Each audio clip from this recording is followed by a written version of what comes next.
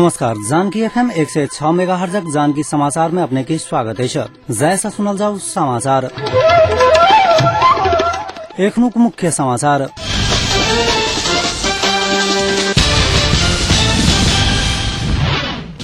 प्रधानमन्त्री झलनाथ खनाल आ राष्ट्रिय जनशक्ति पार्टी का अध्यक्ष थापा बीच भेटघाट। 2/3 बल से संविधान सभाक समयावधि बढ़ाओल गेल त राजनैतिक मुठभेड़क स्थिति सृजना हैत। एमाले वरिष्ठ नेता नेपालक चेतावनी। प्रमुख प्रतिपक्षी नेपाली कांग्रेस जनजागरण अभियान अन्तर्गत राजधानी खुला मंच में आम सभा केलक आ रौतहट से हथियार सहित 3 गोटे गिरफ्तार।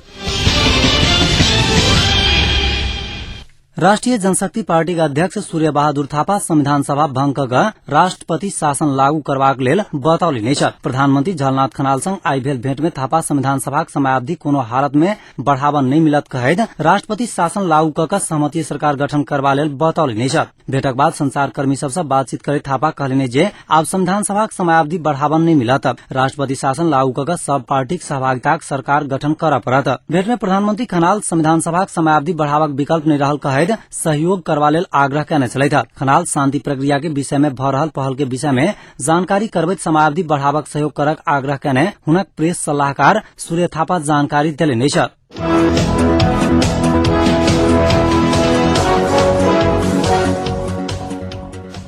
नेकपा एमालेक नेता माधव कुमार नेपाल 2/3 बल से संविधान सभाक समयावधि बढ़ाओल गेल त देश में राजनैतिक मुठभेड़ के स्थिति सृजना हैत चेतावनी देलनि छथि। विराटनगर विमानस्थल में आई पत्रकार सब संग बातचीत करैत नेता नेपाल 2/3 नहीं 4 राजनैतिक दल सबक सहमति से मात्र संविधान सभाक समयावधि बढ़ावा उपर जोर देलनि छथि। ओ वर्तमान समय सरकार खसाबा आ बनावा से नीक शांति आ संविधानक लेखन काज के निष्कर्ष में पहुंचावा बेसी महत्वपूर्ण रहल बतौलनि छथि। ओ कहलनि जे ऐसा शांति प्रक्रिया आ संविधान निर्माण काज के निष्कर्ष लगावक प्रस्ताव में सहमति बनावक आवश्यक अछि। सुनसरी में सरदार बातर समुदायक तेसर राष्ट्रीय सम्मेलन के संबोधित करय के लेल आयल वरिष्ठ नेता नेपाल वर्तमान सरकार आशा कैल गेल अनुरूप क्षमता देखाबा नहीं सकल आ जन विश्वासो गुमा देने रहितो स्वयं सब अखनो वर्तमान सरकार के बल देवा तैयार छी बतौली नहीं छथि।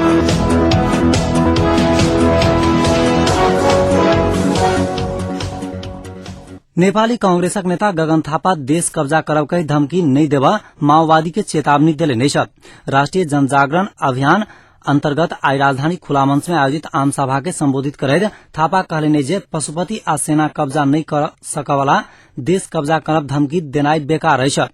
अखनुक मुख्य समस्या बंदूक उठावा वाला संग मात्र भेल कहैत कांग्रेस नेता थापा कांग्रेस आगू बढ़ाउने अवधारणा में सहमति हैत तहने देश में शांति आ संविधान बनत दावा कैलनि छथि। एहि बीच प्रमुख प्रतिपक्षी नेपाली कांग्रेसक जनजागरण अभियान अंतर्गत आई राजधानी खुला मंच में केन्द्रीय जनसभा भेल अछि। सभा के सभापति सुशील कोइराला, वरिष्ठ नेता शेर बहादुर देउवा, उपसभापति रामचंद्र पौडेल, महामंत्री प्रकाश मान सिंह सहित शीर्ष नेता सब संबोधन कैलनि छथि। सभा से पहिने राजधानी विभिन्न स्थान से रैली सहित कार्यकर्ता सब खुला मंच में जमा भेल छल।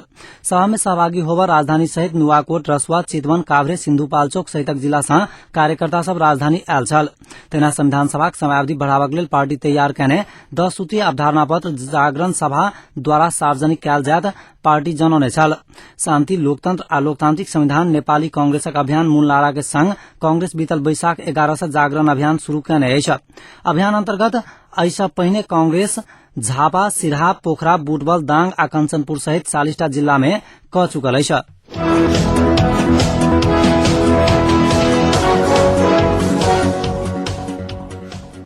रौतहटक लक्ष्मीनिया गाविस के विजयपुर स्थान से पुलिस बीतल रात हथियार सहित 3 गोटे के गिरफ्तार कयलक अछि। गिरफ्तार भेल सब 12 रमपुरवा 3 बटौलिया के दीपक चौधरी, विनोद चौधरी आ सुरेंद्र चौधरी की गश्ती टोली रात 12 बजे विजयपुर से गिरफ्तार भेल इलाका प्रहरी कार्यालय गरुड़ा प्रहरी निरीक्षक जनक शाही जानकारी देलनि छथि। गिरफ्तार भेल सबक संग से 1 थान पिस्तौल, 2 थान गोली, 1टा मोटरसाइकिल आ 4टा मोबाइल बरामद कयल गेल पुलिस जनौलक अछि। गिरफ्तार भेल सबके अनुसंधान भ रहल पुलिस जनौलक अछि।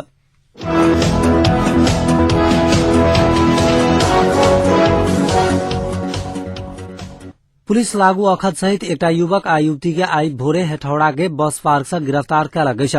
पुलिसक अनुसार गिरफ्तार भेल दुनू गोटे कास्की के पोखरा उपमहानगरपालिका 6 के 29 वर्षीय निर्मला मगर आ 17 वर्षीय सुरेश थापा अछि।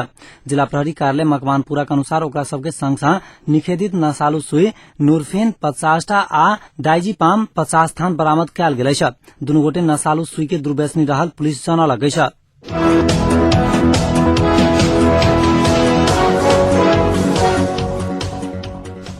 आप जनकपुरक तापक्रम अखन जनकपुरक तापक्रम 32 डिग्री सेल्सियस रहलैछ।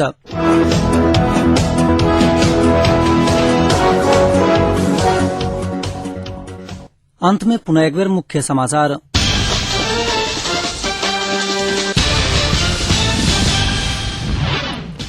प्रधानमन्त्री खनाल और राष्ट्रिय जनशक्ति पार्टी का अध्यक्ष थापा बीच भेटघाट 2 तिहाईक बल से संविधान सभा समयावधि बढ़ाओल गेल त राजनैतिक मुठभेड़क स्थिति सृजना हैत एमाले वरिष्ठ नेता नेपालक चेतावनी।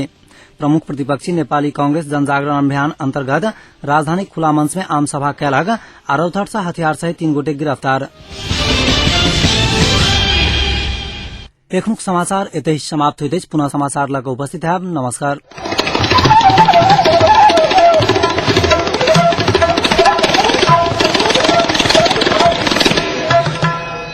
रसगर सुनु आ चहटगर सुनु रसगर